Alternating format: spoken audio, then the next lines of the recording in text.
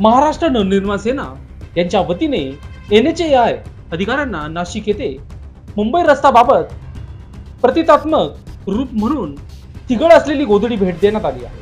नागरिकांच्या समस्येकडे प्रशासन गांभीर्याने लक्ष देणार नाही तेव्हा मनसे रस्त्यावर उतरणार, तो विषय मांडणारच असा इशारा मनसेच्या पदाधिकाऱ्यांनी दिला आहे. त्याबाबत सविस्तर वृत्त असे. नाशिक मुंबई NH3 महामार्गावर ढिसाळ नियोजन आणि खड्ड्यांचं साम्राज्य असताना देखील टोल वसुली होत आहे.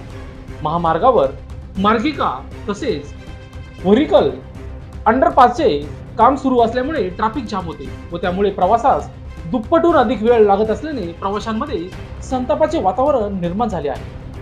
बारकाईने विचार केला तर 8 तास प्रवास लागणारा वेळ लक्षात घेऊन या समस्येवर NHAI ने तातडीने योग्य उपाय योजना करणं